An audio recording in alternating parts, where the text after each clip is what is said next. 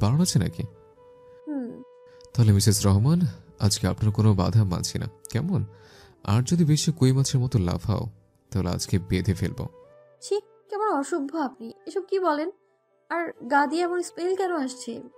সমুদ্র মুখ গোমরা করে বলে, আমার গায়ের গন্ধ তোমার ভালো লাগে বুঝি? ব্র্যান্ড নিউ তাতেই দশা, পুরাতন হলে ফেলে দিব আমাকে। সমুদ্র ওর হাত কোমর থেকে আস্তে করে সামনে অগ্রসর হয়। অবাধ্য হাত দুটো অস্থিরতা বাড়ায়। সমুদ্র ওর মুখে আয়নার কানের কাছে এনে ফিসফিস করে বলে, তোমার মুখে গন্ধ, তাও তো আমি থেমে থাকিনি। কত লম্বা সময় ধরে ফিল দিলাম, কেবল ভালোবাসাবাসি আছে বলে। ওনার এমন পিত্তি জোলা মার্কা কথায় আয়না দাঁড়িয়ে সামনের দিকে ঘুরলেই সমুদ্রকে টেনে একদম নিজের কোলে তুলে নেয়। কোনো কথা নেই, সিগন্যাল ছাড়াই। আয়না হতভম্ব হয়, কিন্তু সমুদ্র মিচকা শয়তানের মতো হাসে, যেন ওই কথাটা মাছের টোপ ছিল। মাছ টোপ মুখে দিতে জাল দিয়ে আটকে ফেলল। ওকে পাজা কোলে তুলে বেডের দিকে পা বাড়ায়। দুজনেই ফুলের পাপড়ি যুক্ত বিছানায় বসে। মোমবাতির আলোয় সমুদ্র একবার নিজের বউকে দেখে নেয়। লাল শাড়িতে ওকে এত বেশি অপরূপ লাগছে। ইচ্ছে করে ওর মাথা খারাপ করার জন্য এই মেয়ে বোধ করি লাল শাড়ি পরেছে, কারণ ও খুব জানে সমুদ্রের লাল শাড়ির প্রতি দুর্বলতা আছে। লাইট নিভিয়ে কেবল ঝাড়বাতি জ্বালিয়ে রাখলো।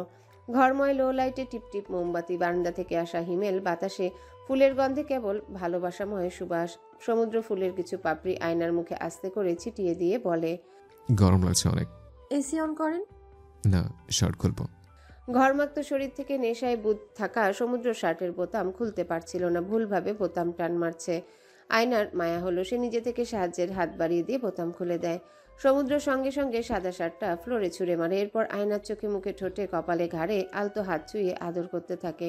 ওনার নীলচে চোখের দিকে তাকিয়ে আয়নার মায়া হয়। ও গিয়ে ওনার কপালে ঘাম মুছে দিয়ে চোখে আলতো চুমু বসায়। এতেই যেন কাল হলো। শান্ত ছেলেটা কেমন অশান্ত হয়ে গেল। ঠিক যেমন শান্ত সমুদ্র আচানক ফুলে ফেপে ফুসে কেমন খ্যাপাটে দুর্বার হয়। আয়নাকে নিয়ে বেডে শুয়ে পড়ে। আয়নার উপর শুয়ে সম্পূর্ণ ভার ছেড়ে দিয়ে বলে, তোমার জ্বর আসার কারণ হতে চাই বাকি। আয়না কেঁপে ওঠে ওনার কথায়। বরফের মতো জমে আসে ওর শরীরের রক্ত, কেমন অস্থির লাগে। নিঃশ্বাস ভারী হতে থাকে তার, লজ্জায় লাল হয়ে আসে মুখ। ওনার দিকে তাকিয়ে থাকতে পারে না সে। আজ সত্যি সমুদ্র ভীষণ অশান্ত ছিল, অধৈর্য বটে, যেন এখনই এই মুহূর্তে আয়নাকে হাসিল করতে তৎপর। ও বেড সাইডে থাকা মোমবাতি ফু দিয়ে নিভিয়ে দেয়। এরপর এলোপাথারিভাবে আয়নার কপালে গালে ঠোঁট ছোঁয়ালো। নিজের দুহাতের আঙ্গুলগুলো আয়নার হাতের আঙ্গুলের ভাঁজে গুজে দেয়। ওর অমান্য মন আজ সবটা অমান্য করে বসে, গলায় আলতো করে ঠোঁট ছোঁয়ায়। আয়না তিরতির করে কেঁপে ওঠে। সমুদ্র ওই তিরতির কচি পাতার মতো কম্পিত ঠোঁটের দিকে এক দৃষ্টিতে তাকিয়ে থাকে। কেমন মোহ কাজ করে তার মধ্যে। সময়ের সাথে পাল্লা দিয়ে ঘড়ির কাঁটা ও হৃদস্পন্দনের গতি পর্যায়বৃত্ত গতিতে ঘুরতে থাকে। দুজনের হৃৎপিণ্ড ভীষণ তীব্রভাবে ধুকপুক করে একে অপরকে খুব কাছে পেতে চায়। একসময় কাছাকাছিও আসে তারা, হয়তো এতটা কাছাকাছি আসায় ভালোবাসার শেষ প্রান্ত, শেষ পর্যায়ে। বারান্দার খোলা দরজা দিয়ে হিমেল বাতাসে মোমবাতির আলো নিপতে থাকে সমুদ্র আয়নার ভেতরকার দাও দাও মননাগুন। বাতাসে সাদা পর্দা উঠতে থাকে। রাত গভীর হয়, আকাশে চাঁদের লুকোচুরি খেলা চলে। দূরে কোথাও মেঘ ডাকে, বিদ্যুৎ চমকায় থেকে থেকে। পরদিন খুব সুন্দর একটা সকাল প্রকৃতি উপহার দিল। একদম মেঘমুক্ত, স্বচ্ছ, স্নিগ্ধ, রোদময় আকাশ। এমন আবহাওয়া সকল ভ্রমণ পিয়াসুদের জন্য আশীর্বাদ। পর্দার ফাঁক গলে যখন সূর্যের আলো চোখে মুখে এসে লাগে, বরাবরই সমুদ্রের ঘুম ছুটে যায়। কাল রাতে দেরিতে ঘুমালেও খুব গভীর ঘুম ঘুমিয়েছে সে। চোখ মেলে আশেপাশে তাকালো। আয়না এখনো তার বুকে মাথা রেখে নিশ্চিন্তে ঘুমাচ্ছে। ওর নিষ্পাপ কোমল মুখখানা দর্শন মাত্রই সমুদ্রের মুখে হাসি ফুটে। ও খানিক সময় নিয়ে এলোমেলো চুল নিয়ে খেলে। গতকালকের হ্যাংওভার কেটে গেছে, তবে এখন এই মুহূর্তে টায়ার্ডও লাগছে খুব। মস্তিষ্কের কোথাও সূক্ষ্ম একটা ক্লান্তি বোধ আছে। লেবুর পানি খেলে ভালো লাগতো বুঝি। ঘড়ির কাঁটায় মাত্র 7টা বাজে। এত সকালে উঠে লাভ নেই ভেবে সে ফের চোখ বুজে। আয়না তখন সামান্য নড়ে ওঠে ঘুমের মাঝে। সমুদ্র বাঁধন হালকা করতেও পাশ ঘুরতে চায় ঘুমের মধ্যে, কিন্তু সমুদ্রের হিংসুকে মন কোনোভাবে আজ আয়নার ছোঁয়া অন্য কোথাও মারাতে দিতে রাজি নয়। ওর সব উষ্ণতার অধিকারী কেবল সে। মুহূর্তের মধ্যে ঘুমন্ত আয়নাকে আস্তে করে টেনে নিজের বাহুডোরে আবদ্ধ করে নেয়। এরপর কপালে আলতো ঠোঁট ছোঁয়ায়। অবসাদ থাকায় একটু পরেই তার তন্দ্রাভাব এসে যায়। আরও কিছু সময় পর আয়নার ঘুম ভাঙে। সে নিজেকে ধাতস্থ করতে সময় নিল। সমুদ্রের উন্মুক্ত বুকে নিজেকে আবিষ্কার করা মাত্রই লজ্জায় ফেটে পড়ে। গতকালকে সব স্মৃতি ভেসে উঠতে সে পারলে বালিশে মুখ লুকায়। ভাগ্যিস উনি জাগ্রত অবস্থায় নেই, থাকলে এতক্ষণে আয়নার কয়েক শতবার লেগ পুলিং করে ক্ষান্ত হতো। সে উঠে আসতে চাইলে টান অনুভব করে। চোখ বুলিয়ে দেখল সমুদ্রের হাত তার কাঁধে হেলে আছে। সে ওর হাত সরাতে গিয়ে সামান্য ঝুঁকে। এরপর কি ভেবে ঘুমন্ত সমুদ্রের ঠোঁটের উপর নিজের ঠোঁট চোয়ালো। আয়না ভেবেছিল উনি ঘুমিয়ে আছে, কিন্তু ওকে অবাক করে দিয়ে সমুদ্র চোখ খুলে বলে ওঠে। এই কি করলে এটা? আয়না ভরকে উঠে বলে, কি করলাম? আমার অসহায়ত্বের সুযোগ নিলে কেন? হ্যাঁ, নিরীহ ঘুমন্ত একটা ছেলের সুযোগ নিচ্ছ? তো সে মেয়ে কোথাকার? আয়না হাঁ হয়ে যায়। সারা রাত যে ডাকাতি চালালো, সেই সকালবেলা ডাকাত হয়ে অন্যকে দোষী উপাধি দেয়, এ কেমন আজব বিধি। সমুদ্র অবশ্য ওর হাঁ হয়ে যাওয়া মুখ দেখে গলে না। ওকে টান মেরে নিজের দিকে টেনে বলে, তুমি অন্যদের কাছে আমাদের মধ্যকার অতি ব্যক্তিগত তথ্য চালান করো কেন? মানে? লেকের ধারে কাকে কি বলেছ? তোমার এসব হেয়ালের জন্য মানুষ আমাকে যে কোনো সময় কলিকাতা হারবাল উপহার দিবে, সে খেয়াল আছে? আয়না জিহবায় কামড় বসায়ের পর বলে, ওহো, আপনার ফিমেল ডক্টর ফ্রেন্ডটা নর্মালি বলছিল কোনো কনসালটেন্ট লাগবে কি না, রেগুলার কোনো মেডিসিন নিচ্ছি। আমি উত্তরে বললাম কিছু নেই না তো। সমুদ্রর মুখ কালো হয়ে গেল। ডাক্তারের ফাঁদে এভাবে তার ইঞ্জিনিয়ার বউ আটকা পড়ল। ইউসা ভদ্র ভাষায় ওর মুখ থেকে চালাকি করে তথ্য বের করেছে। সে আয়নাকে আরো চেপে ধরে বলে, বোকা মেয়ে। আয়না মেকি রাগে নাক ফুলালো। সঙ্গে সঙ্গে সমুদ্র নাকফুলের উপর প্রগাঢ় অনুভূতি সম্পন্ন চুমু বসিয়ে নরম গলায় বলে, আজ তবে সেই ফিমেল ডক্টরের কাছে গিয়ে কনসালটেন্ট নাও, প্রেসক্রিপশন নিও, কাজে লাগবে। আয়না দ্রুত ওনার বুকে মুখ লুকালো। সমুদ্র শব্দ করে হাসে। ওনার হাসির শব্দ শোনা মাত্রই আয়না বুকে কিল বসায়। সমুদ্র জিজ্ঞাসা করলো, আমার বুকের সঙ্গে তোমরা তো কিসের শত্রুতা? কিছুক্ষণ পর সমুদ্র জিজ্ঞেস করলো, উঠবে না আজ? রাতে ঘুম হয়েছে তো ঠিকঠাক? প্রশ্নটা ইচ্ছে করে ওকে লজ্জা দেওয়ার জন্য করা। পৃথিবীবাসীর অঘোষিত নিয়মই হলো দুর্বলকে তার এই দুর্বলতা নিয়ে আঘাত করা। তবে আজ আয়না একদম টানা তেজি গলায় বলে, আপনি আর ঘুমোতে দিলেন কই? এখন দয়া করে সরুন তো, ঘুমোবো আমি। সমুদ্রের চোখ কপালে উঠে যায়। সে ভাবেওনি আয়না এমন বেখাপ্পা কথা বলবে। সে বলে, না না, এখন উঠতে হবে। ব্রেকফাস্ট টাইম শেষ হয়ে যাচ্ছে। ব্রেকফাস্ট না করতে গেলে সারা রিসোর্টের মানুষ বুঝে যাবে তুমি কাল রাতে ঘুমাওনি। আয়না দ্রুত উঠে পড়ে। সমুদ্র উঠে বলে, 10 মিনিটের মধ্যে ফ্রেশ আসো। 10টায় বুফে টাইম শেষ, এখন 9:30 বাজে। 10 মিনিটের মধ্যে কিভাবে ফ্রেশ হবো? আমার দাঁত ব্রাশ করতে তো 20 মিনিট লাগে। 20 মিনিট ধরে দাঁত ব্রাশ করেও এই হাল? আয়না ভ্রু কুচকে তাকিয়ে বলে, কেমন হাল? বললে কষ্ট পাবে। আচ্ছা শোনো, অনেক আগে ফিজিক্সে পড়েছিলাম, একটা মোটর 20 মিনিটে যে কাজ করে, এর সঙ্গে সেম দক্ষতার মোটর কাজ করলে টাইম অর্ধেক লাগে। তুমি চাইলে আই ক্যান হেল্প ইউ, তাহলে 10 মিনিটের মধ্যে তুমি ফ্রেশ হতে পারবে। আয়না ওনার কথা শুনে ঘাবড়ে যায়। পাগল লোক বলে কি? সে এক প্রকার দৌড়ে ওয়াশরুমে ঢুকে একটু পর ফ্রেশ হয়ে বের হয়ে ড্রেসিং টেবিলের সামনে দাঁড়ালো। ভেজা চুল ফ্যানের বাতাসে নাড়াচাড়া করে শুকানোর চেষ্টা করছে। সমুদ্র তখন ফোনে স্ক্রল করছিল। সে আশায় ফোন রেখে একদম ড্রেসিং টেবিলটার দিকে আগায়। দুজনের মধ্যে দূরত্ব কমলো। সে এক দৃষ্টিতে আয়নাকে অবলোকন করত। কমলা সাদা মিশেলের ঘেরালা সুতির আনারকলি কুর্তিতে ওকে দারুণ মানাচ্ছে, একদম লিভিং বাটারফ্লাই যেন। ওর ঘোর কাটে আয়নার অভিযোগ সুরে। আয়নার ডান হাতের অনামিকা আঙ্গুল ওর গলার সাইডে লাল হয়ে আসা ক্ষতপ্রাপ্ত স্থানে। ও চোখ মুখ লাল করে বলছিল, এটা একটা খাটাস। সমুদ্র ড্রেসিং টেবিলের দিকে এগিয়ে এসে নিজের পরনের টি শার্ট খুলে ফেলে। আয়নার চেহারা সে মুহূর্তে দেখার মতো ছিল। ভীষণ ভয়ার্ত চোখে তাকিয়েছিল। তবে সমুদ্র পেছনে ঘুরে নিজের পিঠ প্রদর্শন করে, তারপর বলে ওঠে, পিঠের যে অবস্থা করেছো, নিশ্চয়ই দূরে সেলে লাগবে, জঙ্গলি বিদ্যে কোথাকার। আয়নার লজ্জা পাওয়া চেহারা নিয়ে জিহবায় কামড় বসায়। উন্মুক্ত বুক নিয়ে সামনে ঘুরে এসে আয়নার হাতে থাকা সাদা সুতার কাজ করা ওড়নাটা গলার উপর দিয়ে সুন্দর করে পরিয়ে দিয়ে বলে, মাই লিভিং বাটারফ্লাই। আয়নার ওই মুহূর্তটা এত মোহময় লাগে, সে মায়া মায়া চোখে ওনার দিকে তাকিয়ে রইল। ব্রেকফাস্ট টাইম পার হওয়ার পর তারা বের হয়। আয়না নিরিবিলি একটা টেবিলে বসে ব্রেকফাস্ট অর্ডার দেয়। সমুদ্র ওর বন্ধুদের কাছে যায়। আজকের রাতে ফেরার পালা, বিকেলে ঢাকার উদ্দেশ্যে রওনা হবে। নিয়াজ আর রিয়াদ বসেছিল সুইমিং পুলের পাশে, সিগারেট খাচ্ছিল। ওকে দেখা মাত্র সিগারেট অফার করে বসে। ও শুকটান মেরে পুলের ধারে বসে। রিয়াদ টিটকারি মেরে বলল, তোরে হাসি খুশি লাগছে অনেক। ঘটনা কি, কালকে ভাবির পাশেই যাইতেছিলি না, আর আজকে ভাবির থেকে দূরেই সরলি না? সমুদ্র বলে। আমি সবসময় হাসি খুশি থাকি। নিয়াজ ওকে পর্যবেক্ষণ করতে করতে বলে, পার কি রে বেটা, ব্রেকফাস্টের জন্য এলি না কেন? ঘুমতে করতে দেরি হলো। এই সকালে গোসল করে বাবু সাহেব সেজে এসেছিস? সমুদ্র যে কোনো ভদ্র উত্তর দিত, কিন্তু এই প্রশ্ন করার সময় ইউসা এসে দাঁড়ালো তার পাশে। সে ইচ্ছে করেই বলে, বউ নিয়ে ঘুমালে সকালে গোসল করে বের হতে হয়, জানোস না বুঝে? ওর ফ্রেন্ডরা হাসলো। ইউষা দ্রুত সরে যায়। সমুদ্রের কাছে বিয়ে করা উপলক্ষে ট্রিট চাইলো দুপুরে। সমুদ্র সবাইকে চাইনিজ খাওয়াবে বলে ঘোষণা দিল। ইউষা লাউঞ্জের ভিতরে আসতেই দেখে আয়না বসে নাস্তা খাচ্ছে। তাকে দেখে আয়নায় হাত নেড়ে হাই জানায়। সে এগিয়ে যায় আয়নার দিকে। ওকে খুশি খুশি লাগছে বড্ড। আয়নার চুলও ভেজা।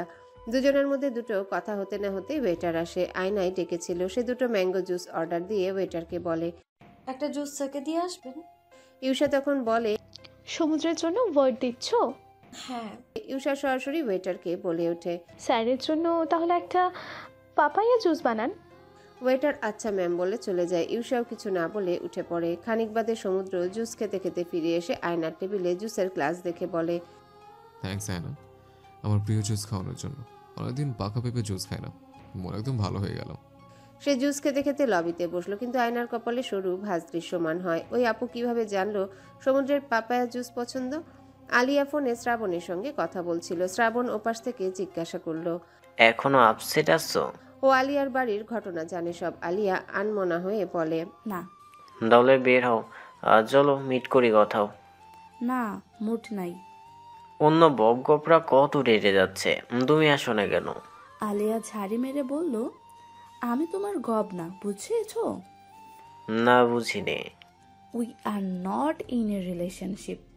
তাহলে কিসে আছি আমরা, সিএনজি না শিপ?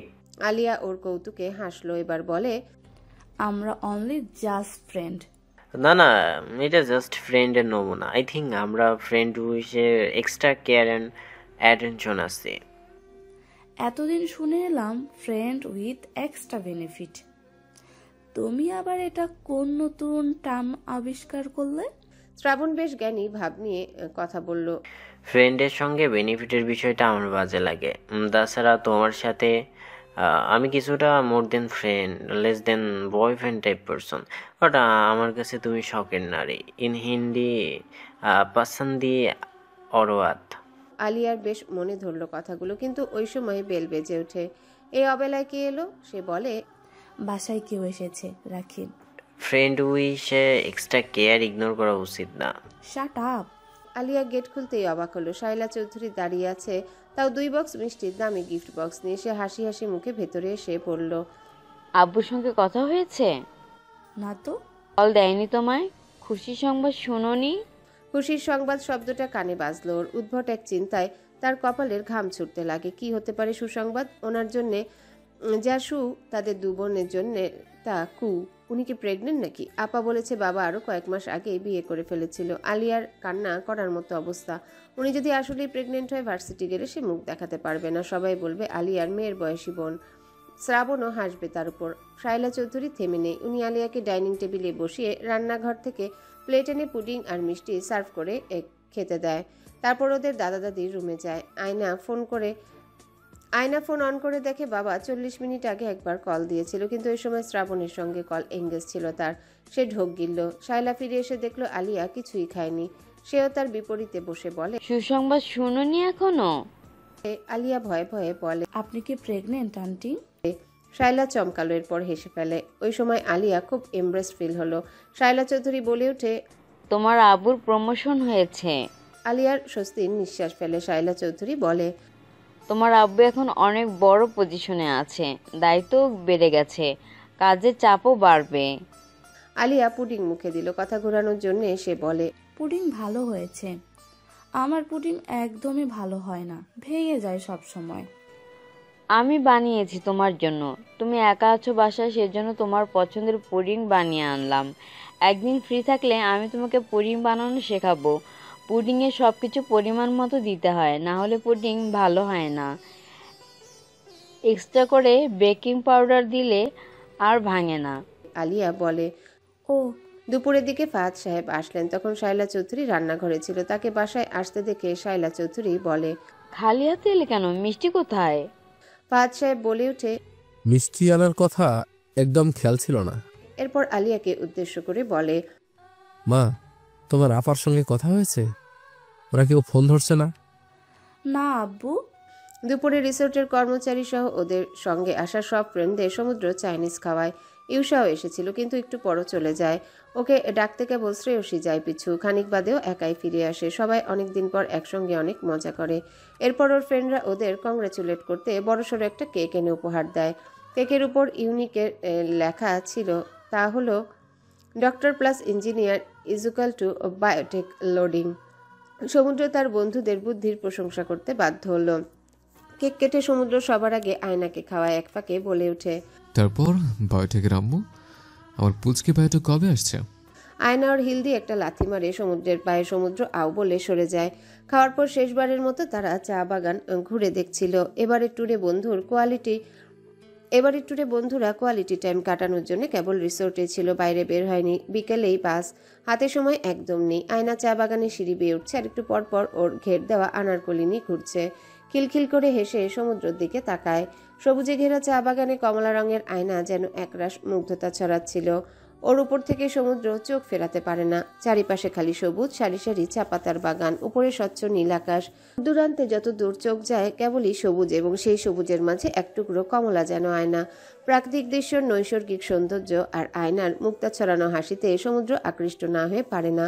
লবি থেকে একটা লাল গোলাপ তুলে এনেছিল লুকিয়ে। সে আয়নার হাত টান মেরে একটু এগিয়ে গিয়ে বিনা অনুমতি নিয়ে ওর কানে গোলাপ গুজে দিয়ে বলে, তোমার কানে গোলাপ ভালো মানায়। কিভাবে জানলেন? মেয়েটার প্রশ্ন করার স্বভাব ভালো লাগে না তার। সে আয়নার কাছে গিয়ে তাকে নিজের দিকে এনে বলে, মেহেদির দিনে দেখেছে। আপনার মনেও আছে? আচ্ছা। আয়না দুষ্টুমি করে বলে, আমাদের বিয়ের তারিখ মনে আছে? সমুদ্র মাথা চুলকে বলে, ভুলে গেছে।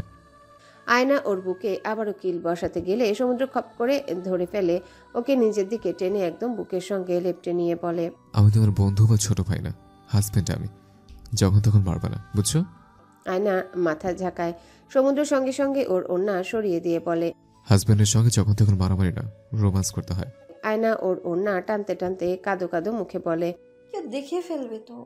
সমুদ্রর কাণ্ড দেখে হেসে ক্ষতপ্রাপ্ত স্থানে আদুরে ভঙ্গিমায় হাত বুলিয়ে দিয়ে বলে, সরি ফর দ্যাট। আজও ফার্মেসি ঘুরে আসা হলো না। আপনি কেমন মানুষ? সাথে প্রয়োজনীয় মেডিসিনটা কেন রাখেন না? আমি ডাক্তার, ফার্মেসির দোকানদার না যে সব রকম ঔষধ, প্রোটেকশন ইত্যাদি মালামাল নিয়ে ঘুরবো। আয়না সরে আসতে চাইলে সমুদ্র ওইখানটায় ঠোঁট ছুঁয়ে বলে, তারপর আমার বায়োটেকের আম্মু, আপনার তো ফ্রেন্ড মন করার কথা, কিন্তু আমার মতো হ্যান্ডসাম ছেলের উপর লোভ সামলাতে না পেরে ডিরেক্ট হানিমুন সেরে নিলে। এখন আপনার লোভ সামলাতে না পারার এই দায়ভার নিশ্চয়ই আমার নয়। আয়না সরতে চাচ্ছিল, কিন্তু সমুদ্র গোলাপের ফুলের পাপড়ি ছিঁড়ে ওর মুখে ছুঁয়ে দেয়। যে জায়গায় পাপড়ি ছোঁয়ায় সে জায়গায় টুক করে চুমুও দেয়। বিকেলের দিকে তারা চা বাগানে চা পাতা দিয়ে তৈরি চা খেয়ে রওনা হলো। বাসে আয়নার হালকা জ্বর আসলো। সে সমুদ্রের কাছে মাথা রেখে শুয়েছিল। সেদিন রাতে শায়লা চৌধুরী ফাহাদ সাহেবের সঙ্গে তার বাসায় থাকলো। আলিয়া কিছু বলতে পারল না। দাদিও চান শায়লা চৌধুরী থাকুক, একাকী গতি করতে পারবে না সে, আপাও নেই। একা বাবার সঙ্গে তর্ক করার সাহস তার নেই। এমনিতেই মনোবল তার দুর্বল, তার উপর ঝামেলা করলে তাকে বিয়ে দিয়ে দিবে এটা তো নিশ্চিত। তার উপর সে পাবলিকে কোথাও চান্স পায়নি, প্রাইভেটে পড়তে হবে। এমন পরিস্থিতিতে বাবাকে রাগিয়ে দেওয়া ভুল হবে। আপার শ্বশুর বাড়ি আছে, নিজে পাবলিকে পড়তে টাকাও লাগে না, কিন্তু আলিয়ার ক্ষেত্রে ব্যতিক্রম। সে ন্যাশনালে পড়তে চায় না, প্রাইভেটে পড়তে হলে বাবার সাপোর্ট ছাড়া সে নিঃস্ব। ঢাকায় সে একলা বাসা ভাড়া নিয়ে থাকতেও পারবে না, আপার শ্বশুর বাড়ি গিয়েও থাকবে না। এর চেয়ে সৎমায়ের সঙ্গে থেকে বাবার টাকায় লাখ টাকা সেমিস্টার ফি দিয়ে থাকাই ভালো। এজন্য চুপ থাকে। সেদিন রাতে শায়লা চৌধুরী এ বাসায় থাকেন। বাস ঢাকায় যখন ঢুকলো তখন 2টার বেশি বাজে। তারা কয়েক দফা বাস থামিয়ে হোটেলে নেমেছিল, এজন্যে সময় বেশি লাগে। সমুদ্র আগে থেকে পিউকে মেসেজ করে দিয়েছে। মেয়েটা রাত জেগে ফেসবুক চালায়, জেগেই থাকে অনেক রাত অবধি। অযথা আব্বু আম্মুকে পেরেশানি দেওয়ার দরকার নেই। বাস যেখানে থামিয়েছে তার ড্রাইভারও সেখানে গাড়ি নিয়ে দাঁড়িয়েছিল। ঢুলতে থাকা আয়নাকে সঙ্গে নিয়ে গাড়িতে উঠে পড়ে সে। গাড়িতে গভীর নিদ্রায় তলিয়ে যায় আয়না। বাসে নীলার কাছে চেয়ে একটা প্যারাসিটামল খাইয়ে দিয়েছে। গাড়ি বাসায় থামতেও আয়নাকে কোলে তুলে নেয়। শুধু শুধু ঘুম থেকে তোলার দরকার নেই। বাসার সদর দরজা খুলে পিউ দাঁড়িয়েছিল। নিজের বড় ভাইকে এভাবে ভাবিকে কোলে তুলে নিয়ে আসতে দেখে তার মুখ হা হয়ে যায়। সে চোখ বড় করে তাকায়। একবার ভাবলো ভুল দেখছে, রাতের বেলা ভাইয়ার রূপ ধারণ করে কোনো ভূত চলে এলো না তো। সমুদ্র ছোট বোনের সাথে এমন পরিস্থিতিতে পড়ে একটু নাজুক হয়, তবে দ্রুত সামলে উঠে বলে, এমন দেখাচ্ছিস কেন? প্রথম দেখছিস আমাকে? পিউ বলে ওঠে, তোমায় প্রথম দেখেছি না, কিন্তু এমন ভাবে কোলে নিয়ে নায়কের মতো আসতে প্রথম দেখলাম। মুখ বন্ধ কর, নাহলে মশা ঢুকে যাবে মুখে। পিউ মুখ বন্ধ করলেও অবাক দৃষ্টিতে তাকিয়ে থাকে। সে জিজ্ঞাসা করলো, তোমাদের ট্যুর কেমন কাটলো? সমুদ্র লাজুক হেসে বলে, ওটা আসলে এক প্রকার হানিমুনে ছিল, বুঝলি? মাত্র এক রাতের জন্য যাওয়া বোকামি হলো। আগামী হানিমুনে পাক্কা 1 মাসের লং প্যাকেজে যাব। পিউয়ের মুখ ফের হা হয়ে যায়। এটা আসলে তার ভাই নাকি শ্রীমঙ্গলে ভাই এক্সচেঞ্জ হয়ে গেছে? সমুদ্র ওর বোনের মাথায় চাটি মেরে বলে, ওর জ্বর, ঘুমাচ্ছে, এজন্য আর ঘুম থেকে তুলিনি। সমুদ্র আয়নাকে নিজের রুমে নিয়ে আসে। এই প্রথম আয়না তার বাসায়, তার রুমে। সে পুলকিত হলো। বড় সাইজের বেডটায় ঘুমন্ত আয়নাকে শুইয়ে কমফোর্টার গায়ে জড়িয়ে দেয়। এরপর দুদণ্ড সে নিজেই বিস্ময়কর দৃষ্টিতে তাকিয়ে থাকে। তার বিছানায় প্রথম কোনো নারীর ছোঁয়া পেল। বিয়ের আগে মা আর ইভান আন্টি মিলে এ রুমের ফার্নিচার চেঞ্জ করেছে। আগে বেড এত বড় ছিল না। বিয়ের আগে ইভান আন্টির বুদ্ধিতে বড় বেড কেনা হয়েছে, যেন বউ বাচ্চা সহ এক বিছানায় শুতে পারে সে। এর আগে তার রুমটা এত শোভাবর্ধিত হয়নি। আজকে যেন তার রুমে কোনো সদ্য ফোটা পদ্ম ফুল এনে সাজানো হয়েছে। আয়নার উপস্থিতি ঠিক তেমনই করে রুমটার সৌন্দর্য বৃদ্ধি করে দিল যেন। সেও নিজেও আয়নার পাশ ঘেঁষে শুয়ে ঘুমিয়ে পড়ে। সকালে ঘুম থেকে উঠে আয়না নিজেকে সম্পূর্ণ ভিন্ন এক রুমে আবিষ্কার করে। সামনের দেয়ালে চোখ যেতে দেখে তার স্বামীর 3টা বাধাই করা ফটো ফ্রেম ঝুলানো। একটা সমুদ্রের পাড়ে, নিশ্চয়ই অস্ট্রেলিয়ার মেডিকেলে পড়া অবস্থায় তোলা ছবি। পাশে আরেকটা নটরডামের ইউনিফর্ম পরা অবস্থায় ছবি। ওনাকে ইউনিফর্মে দেখে আয়নার মনের মধ্যে ভালো লাগার বাতাস বইতে লাগে। অন্য ছবিটা ওর ছোটবেলার মনে হয়, স্কুলের প্রথম দিনের 5-6 বছর বয়সী ছবি। পানির লাল বোতলটা গলায় নিয়ে ওরা হাসি হাসি চেহারা। এত কিউট ছিল উনি। দ্রুত ফোন বের করে নিয়ে ক্যামেরা বন্দি করে ফেলেও। ইস, এত কিউট যে এখনই গাল টিপে দিতে মন চাচ্ছে। ও ফ্রেশ হয়ে বাইরে বের হয়। ডাইনিং রুমে মিসেস রোদেলার পিউয়ের সঙ্গে দেখা হয়ে গেল। পিউ বসে নাস্তা খাচ্ছিল। মিসেস রোদেলা আয়নাকে দেখা মাত্র এগিয়ে এসে জড়িয়ে ধরে বলে, গুড মর্নিং আম্মুজান। আয়না হেসে বলে, কেমন আছো মামুনি? এই তো ভালো, তোমার জন্য রাস্তা রেডি করে অপেক্ষায় আছি, আসো খেতে আসো। আয়না একবার সমুদ্রের রুমের দিকে তাকায়। উনি বেহুশের মতো ঘুমোচ্ছে। মিসেস রোদেলা বলে, সমুদ্র ঘুমাক, তুমি খেয়ে নাও, জার্নি করে এসেছো। আয়না পিউয়ের সঙ্গে খেতে বসে। মিসেস রোদেলা রান্নাঘরে গেলে পিউ বলে ওঠে, ভাবিমণি, হানিমুন কেমন কাটলো তোমাদের? ভাইয়া বলেছে খুব নাকি জোশ হয়েছিল তোমাদের হানিমুন। আয়না চোখ গোল গোল করে বলে, তোমার ভাই এসব বলেছে? ইয়েস, ভাইয়া আবার নাকি যাবে। নেক্সটে গেলে নাকি টানা 1 মাসের জন্য যাবে। আয়নার লজ্জায় মাথা কাটা যাওয়ার মতো অবস্থা। এই কেমন আজব লোক! নিজের ছোট বোনকে কেউ এসবও বলে? আজ সকাল থেকে দুটো ভালো ঘটনা ঘটলো। আয়না প্রশ্ন করে, কি মামুনি? প্রথম তো তোমার শ্বশুর আব্বু আজকে অনেক দিন পর অফিস গেল, আর দ্বিতীয় হলো আমার বৌমা আজ আমার বাসায় এসেছে। আয়নার কথাগুলো বেশ ভালো লাগলো। শাশুড়ি মা বেশ ভালো বটে। তুমি আসবে কবে মা? তোমার জন্য আমরা দিন গুনছি। আমি আর পিউ কত এক্সাইটেড জানো। পিউ আগ্রহ নিয়ে বলে, জানো ভাবে কি হয়েছে? ভাইয়ার রুমে আগে কোনো ড্রেসিং টেবিল ছিল না। ভাইয়ার পছন্দ না ড্রেসিং টেবিল।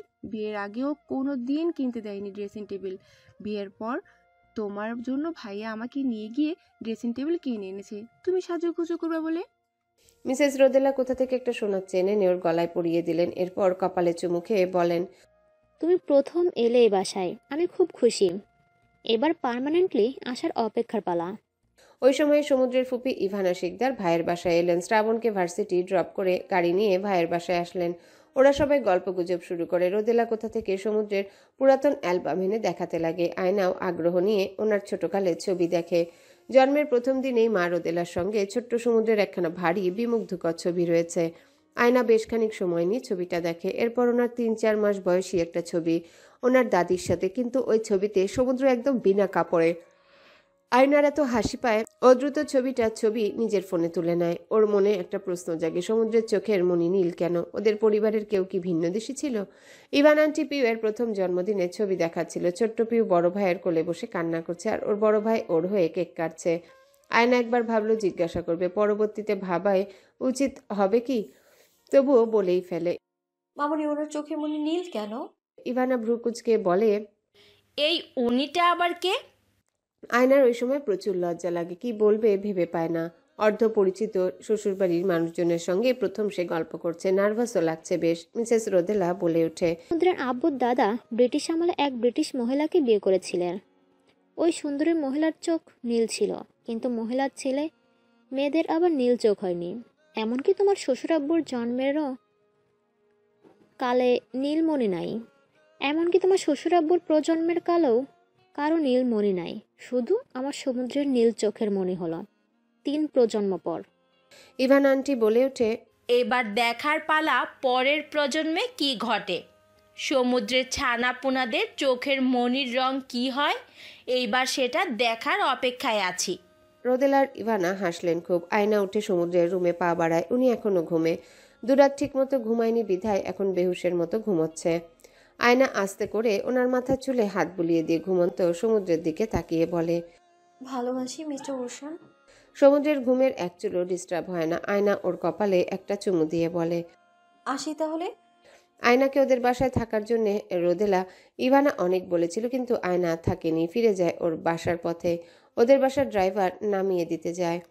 সমুদ্রের যখন ঘুম ভাঙে তখন অলমোস্ট দুপুর 1টা বাজে। সে তড়িঘড়ি করে উঠে আয়নাকে খুঁজতে থাকে। বেড থেকে উঠতেই ড্রেসিং টেবিলে আয়নার উপর একটা স্টিকি নোট আটকে রাখা। সে উৎসুক হয়ে নোটটা খুলে নেয়। নোটে লেখা ছিল, আপনাকে ঘুমন্ত অবস্থায় খুব কিউট লাগে মিস্টার ওশান। জীবনে প্রথম এমন কমপ্লিমেন্ট পেল সমুদ্র। এতকাল যাবৎ তাকে প্রশংসা করতে হতো, আজ নিজে এমন সুন্দর প্রশংসা পায়। কিন্তু আয়না কোথায়? সে ফোন হাতে নেয়। আয়নার মেসেঞ্জার থেকে একটা ছবি পাঠানো হয়েছে।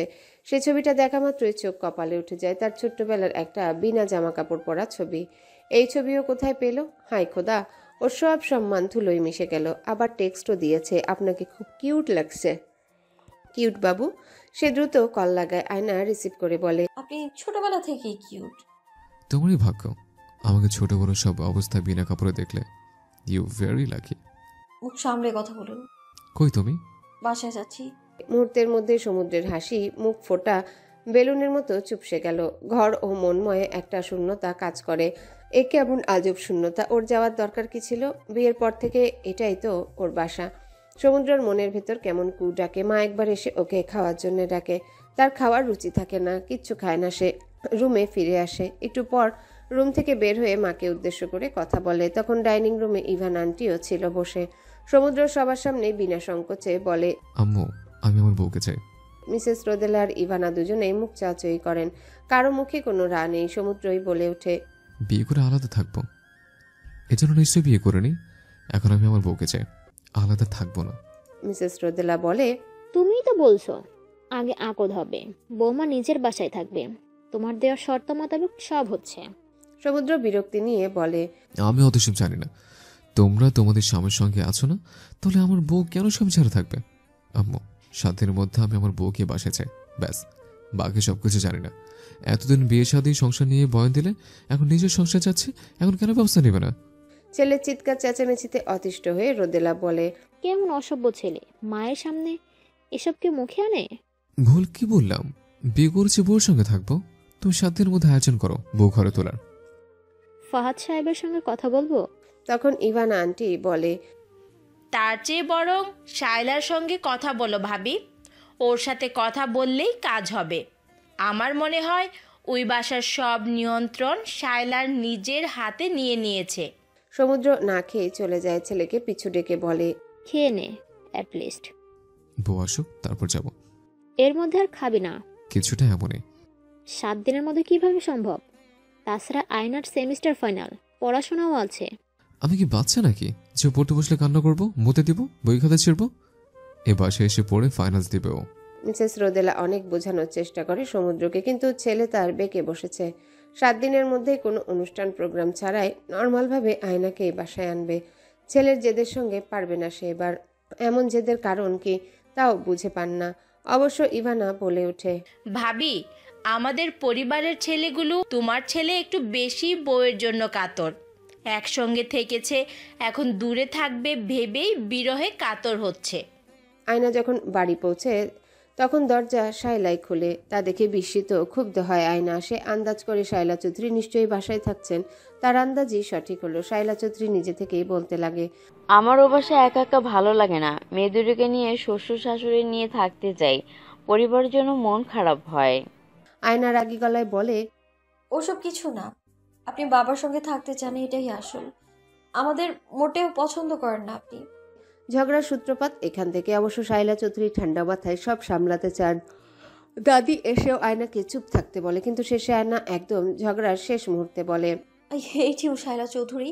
আপনি আমার বাবাকে আমার থেকে আলাদা করে ফেলেছেন, আপনাকে কোনোদিনও ক্ষমা করব না আমি। শায়লা চৌধুরী এসব কটাক্ষের তোপে এক পর্যায়ে কেঁদে ফেলেন। উনি শুধু বলেন, আমি সারাটা জীবন একাই কাটালাম, পরিবারহীন। আমি কি সুখে থাকার আশা রাখতে পারি না? আলিয়া অবশ্য চুপ থাকে, আপার সঙ্গে তাল মেলায় না আজ। তবে আয়না ওনার ইমোশনাল কথায় গলে না। বাবা না থাকায় ও আরও শক্ত অবস্থান নিয়ে বলে, আপনি এই বাসায় থাকবেন না, চলে যান প্লিজ, এটা আমার বাসা। এটা তোমার আব্বুর বাসা। তুমি যেমন ওনার মেয়ে, আমিও তার স্ত্রী। আয়ু, আগে ছোট ছিলে, ছেলে মানুষই মানাতো, কিন্তু এখন তো ম্যাচুরিটি আসার পরেও এসব বিহেভিয়ার মানায় না। আয়না নিজের রুমের দরজা লাগিয়ে দেয়। শায়লা চৌধুরী নিজের জন্য এক কাপ চা নিয়ে বারান্দায় বসে। তখনই তার ফোনে রোদেলার ফোন আসে। সে রিসিভ করতেই রোদেলা অনুরোধের সুরে আয়নাকে ওদের ঘরে তুলে নিতে চাইল। সমুদ্রের ব্যাকুলতার কথাও জানালো। শায়লার প্রতিশ্রুতি দিল খুব শীঘ্রই আয়না শ্বশুর বাড়ি যাবে। ফাহাদ সাহেব সন্ধ্যায় বাসায় ফিরলে শায়লা সব জানায়। এটাও জানায় আয়না চায় না সে বাসায় থাকুক। দুজনে মিলে সিদ্ধান্ত নিল সমুদ্রের ইচ্ছা অনুযায়ী আয়নাকে তুলে দিবে বড় অনুষ্ঠান করে। আয়নার কান অবধিও এ কথা যায় না যেন। সে শুধু বাবাকে একটা কথায় বলে, আমি এখন তোমাদের কাছে বিষে কাটা, তাই না? ঠিক আছে, চলে যাবো এই বাসা থেকে। আয়নার যে কথাগুলো কতটা অভিমান নিয়ে বলে তাকে উপলব্ধি করতে পারে না। সেদিন রাত 12টার পর সমুদ্র ওকে কলগুলো করে বলে, আয়না, তুমি আসতে না চাইলে আমি তোমাকে তুলে নিয়ে আসবো, বুঝছো? আয়না ভ্রুকুচকে জিজ্ঞাসা করলো, আপনি আচানক এত ব্যস্ত হলেন কেন? মনে কু ডাকছে। সমুদ্র ফোন রেখে অতীতের ভাবনায় ডুব দেয়। ইউসা যে ইহুদি এটা সে প্রথমে জানতো না। ইউসা ছোট থেকে আমেরিকা থাকতো মায়ের সঙ্গে, বাবার সঙ্গে কোনো যোগাযোগ ছিল না ওর। ও জানতো ওর বাবা ওকে একদম ভালোবাসে না, সেকেন্ড ম্যারেজ করেছে। ওর মা আরেকবার বিয়ে করে সেদিন ওকে সত্য বলা হয়। ওর বাবা আসলে মানসিকভাবে বিকারগ্রস্ত হন কোনো এক কারণে। অস্ট্রেলিয়া থাকাকালীন মারা গেলেন। ওর বাবার ইতিহাস শুনে সমুদ্র নিজে হতভম্ব হন। ভদ্রলোক বাংলাদেশি, রাজশাহী ইউনিভার্সিটির ছাত্র ছিল। 90 দশকে পিএইচডি করতে আমেরিকা যান। ওই সময় ইউসার মার সঙ্গে দেখা।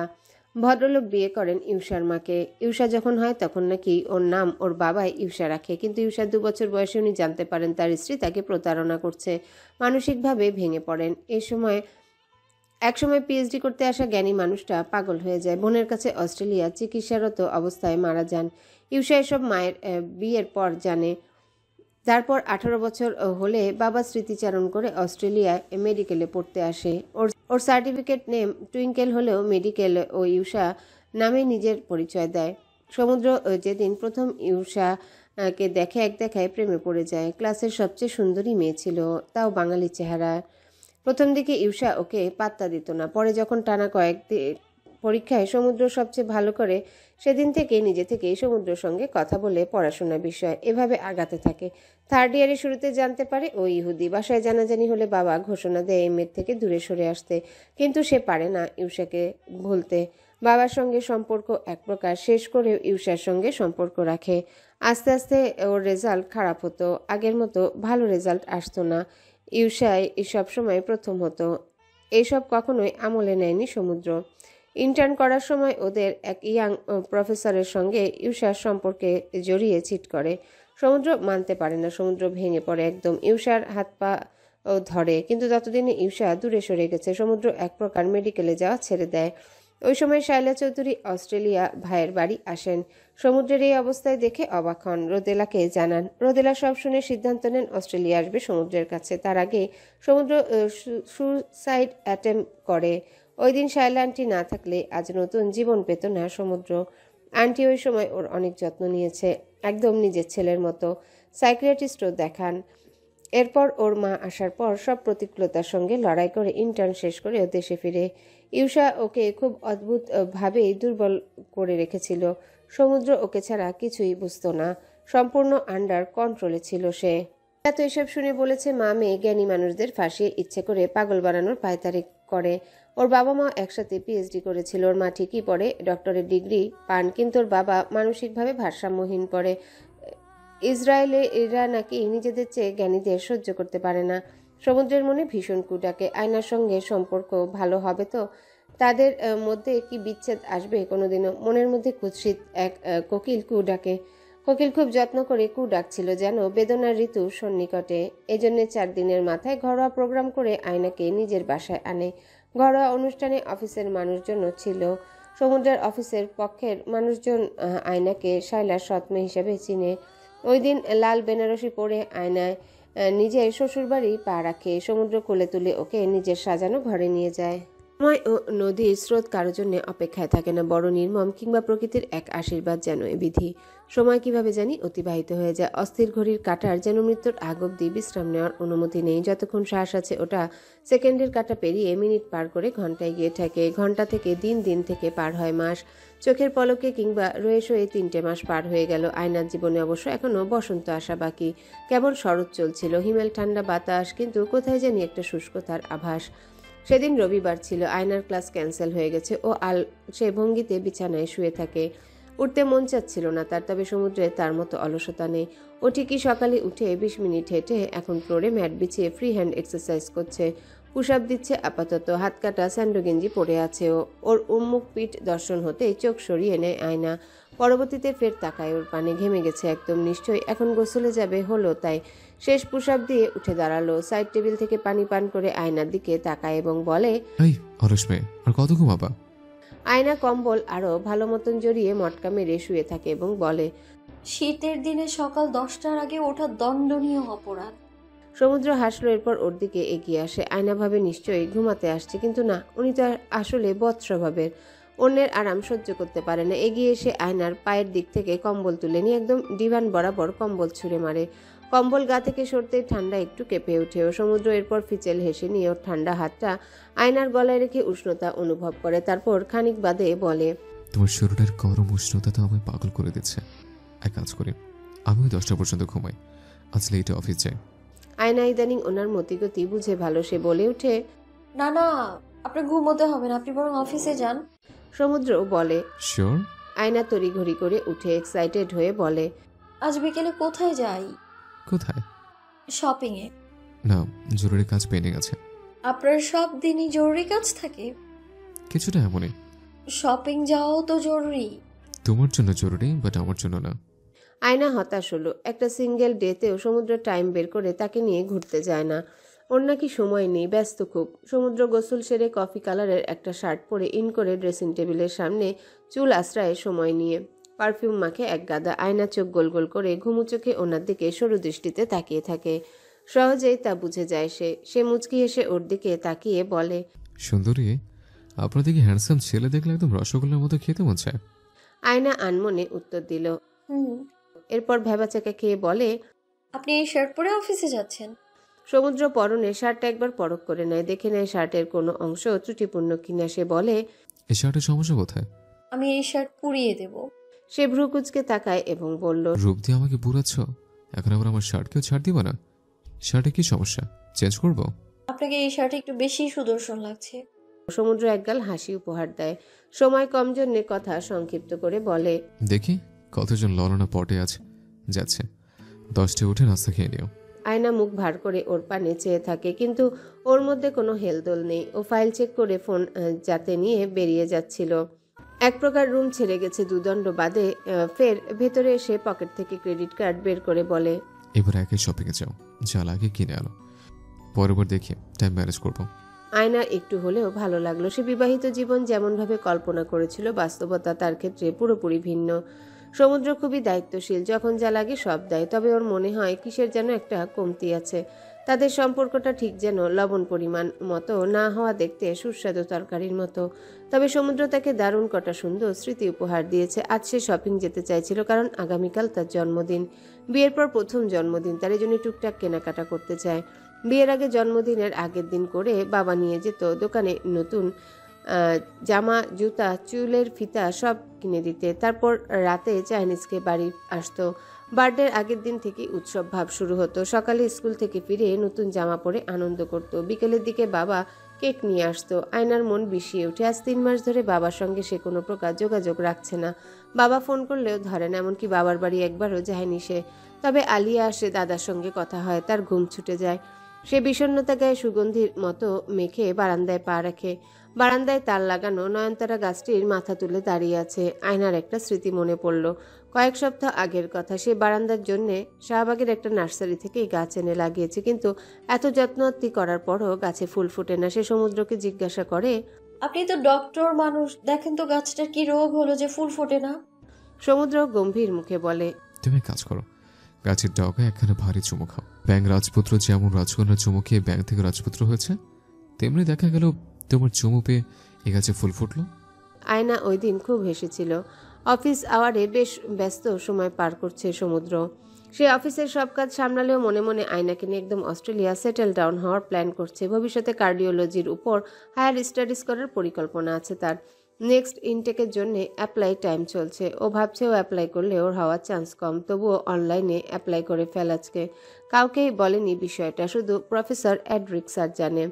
সে অ্যাপ্লাই করে ফেলে অফিসের কাজে মনোযোগ দেয়। তখন সজল ভাই এসে বলে ভাইবা বোর্ডে আসতে। ওর খেয়াল হলো তার পিএর পোস্টে নতুন মানুষ নিয়োগ দেওয়া হবে। টুম্পা আপুর প্রেগন্যান্সি লিভ চলে, এছাড়া তার প্রমোশনও হবে, তাই এই ভ্যাকেন্সিতে লোক নেওয়া। সজল ভাই যাকে সিলেকশন করবে সেই সবচেয়ে যোগ্য, তবুও কেন তাকে ডাকছে? একে একে 3 জনের ভাইবা শেষ করে চতুর্থ ক্যান্ডিডেট যখন ভেতরে আসে, সমুদ্র চমকে ওঠে। দুবার মেয়েটার দিকে সূক্ষ্ম দৃষ্টিতে তাকায় এবং দুবারই আশ্চর্য হয় সে। ইন্টারভিউয়ের একটা পর্যায়ে সে জিজ্ঞাসা করে, আপনি কি ইহুদি? কর্পোরেটে এই টাইপ প্রশ্ন কেউ করে না, এসব সিবিতে লেখা থাকে। মেয়েটা ভ্যাবাচাকে খেলেও হাসি মুখে বলে। সমুদ্র ভাইবা বোর্ড থেকে বের হয়ে আসে। সে কেবিনে বসে সিগারেট ধরায়, চোখ বুজে চেয়ারে হেলান দিয়ে রেস্ট নেয় কিছুক্ষণ। পিউয়ের আজকে ভার্সিটির ওরিয়েন্টেশন। পিউ আর আলিয়া দুজনে একই ইউনিভার্সিটিতে ভর্তি হলো। আলিয়া এসেছে তার বোনের বাসায় সাজতে। দুজন সেজেগুজে আয়না সহ যাবে ওরিয়েন্টেশনে। আয়না যখন আলিয়ার মেকআপ করে দিচ্ছিল, আলিয়া ফাঁকে ফাঁকে কথা বলছিল। সে বলে, আপার জন্মদিনের প্ল্যান কি? এখনো ভাবিনি কিছু। বাসায় আসো প্লিজ, বাবা অনেক করে বলে, আপসেট হয়, আমরাও মিস করি তোমাকে। আয়না বলে, না, যাব না। এমন সময় পিউ ফোন হাতে করে এনে আয়নার কাছে ধরে বলে, তোমার রাগী বর কল করেছে, তোমাকে নাকি কলে পাচ্ছে না, এর জন্য আমাকে কল দিয়ে বকা দিচ্ছে। কথা শেষে পিউ ঠোঁট উল্টায়। ভাইয়ের ব্যাপারে ভাবিকে অভিযোগ করলো। আয়না কানে ফোন ধরতেই সমুদ্র বলে, কই তুমি ফোন ধরো না কেন? পিও আর আলিয়াকে সাজিয়ে দিচ্ছিলাম। কি হলো আপনার? আজকে আসতে দেরি হবে। প্রতিদিনই হয়। It's okay. আজ একটু বেশি দেরি হবে, সরি বউ। It's okay. ওরা 3 জন বেরিয়ে যায়। নবীনবরণ শেষ করে শপিং শেষে খাওয়া দাওয়া সেরে বাড়ি ফিরে তখন সন্ধ্যা 7টা বাজে। আয়না অপেক্ষায় থাকে সমুদ্রের। 10টা বাজে, সবাই খেয়ে নিল, ও খায় না, অপেক্ষায় থাকে। সোয়া 11টা অবধি জেগে থাকে সে। একটা সময় পর বিছানায় বসা অবস্থাতেই ঘুমে ঢুলে পড়ে। সমুদ্রের গাড়ি যখন বাসায় ঢুকে তখন 12টা পার। বাসায় ঢুকে ডাইনিং টেবিলের দিকে চোখ যায়। খাবার সাজানো আছে, এমনকি লেবুর শরবতও বানানো আছে। সে অল্প একটু তরকারি থেকে চিকেন খেয়ে রুমে আসে। রুমে আসতেই তার মন খারাপ হয়। আয়না বিছানাতে বসেই কাত হয়ে ঘুমাচ্ছে। নিশ্চয়ই ওর অপেক্ষায় ছিল। মেয়েটাকে সে বারণ করেছে ওর জন্য অপেক্ষা না করতে, কিন্তু শুনে নাও। সে ফ্রেশ হয়ে শুয়ে পড়ে আয়নাকে নিজের বুকের সঙ্গে জড়িয়ে নেয়। আয়না জানতেও পারে না ওর ব্যস্ত বর ওকে কতটা ভালোবাসা নিয়ে আগলে নিল। পরদিন দ্রুত অফিসে যেতে হবে, যার জন্য ঘুমিয়ে পড়ে সমুদ্র। কিন্তু নিদ্রার সমস্যা হলে যা হয়, ঠিকঠাক ঘুম হয় না। সকাল হতেই যথারীতি কাজের জন্য বের হয় ও। কিন্তু আজকে আয়না জাগেনি, ওকে আর জাগায় না সমুদ্র, বেঘরে ঘুমাচ্ছে। আয়না যখন ওঠে তখন 9টা বাজে। ঘুম থেকে উঠে রুম সম্পূর্ণ ফাঁকা পেল সে। সমুদ্র এসেছিল রাতে? হ্যাঁ, ওই তো ওনার ভেজা টায়াল বেডেই পড়ে আছে। আজ আয়নার জন্মদিন, কিন্তু সমুদ্র তাকে উইশ না করে চলে গেছে অফিস। এমনকি কাল রাতে এসে একবারও কথাও বলেনি ওর সাথে। এত ব্যস্ততা কিসের ওনার? জন্মদিনটা তার ভালোই যায়। ফেসবুকে অনেকেই উইশ করে, প্রিয় উইশ করে। সে বড্ড আগ্রহ নিয়ে রাতের জন্য সমুদ্রের পছন্দের বিরিয়ানি রোস্ট বানায় নিজে হাতে। বিকেল হয়ে আসলে সুন্দর একটা শাড়ি পরে বের হয়। আজকে সমুদ্র একবারও কল দেয়নি ওকে, সেও দিল না। তার বার্থডে সে কোন মেসেজ দিবে? সন্ধ্যায় অবাকজনক ঘটনা ঘটে। বাবা, দাদা, দাদি, আলিয়া আসলো, কেক নিয়ে আসলো। এত এত উদাসীনতার মাঝেও একটু হলেও তার ভালো লাগলো। কিন্তু সমুদ্রের আসার নামগন্ধ নেই। ফোনও তুলে নাও, কেক কেটে ফেলা হলো, খাওয়া দাওয়ার আড্ডা হলো। আয়না সমুদ্রের অপেক্ষায় একটু পর জানালার দিকে তাকিয়ে দেখে গাড়ি আসছে কিনা, কিন্তু সমুদ্র আসে না।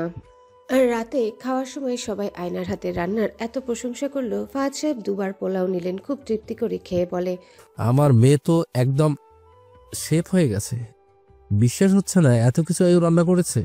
আয়না তখন রান্নাঘরে কাজ করায় ব্যস্ত। ডিম কোরমা গরম করে সার্ভ করে। পিউ এদিকেই আসছিল, ওকে ডাক দিল সে। পিউ হাসি মুখে রান্নাঘরে ঢুকে পড়ে বলে, ভাবি তোমার হাতে জাদু আছে, এত মজা হয়েছে রান্নাগুলো।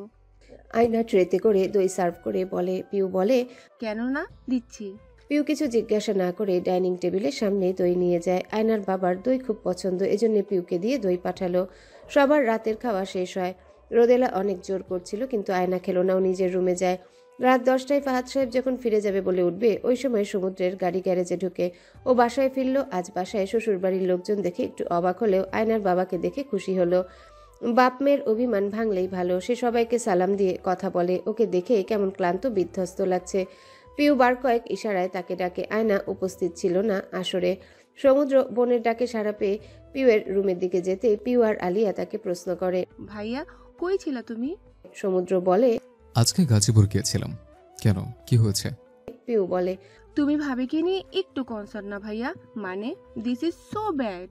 আলিয়া অবশ্য দুলাভাইকে কিছুই বলতে পারছিল না, তবে পিউ ইচ্ছে মতো কথা শোনাতে লাগে ভাবির হয়ে। সমুদ্র বলে, এত রেগে আছিস কেন আমার উপর?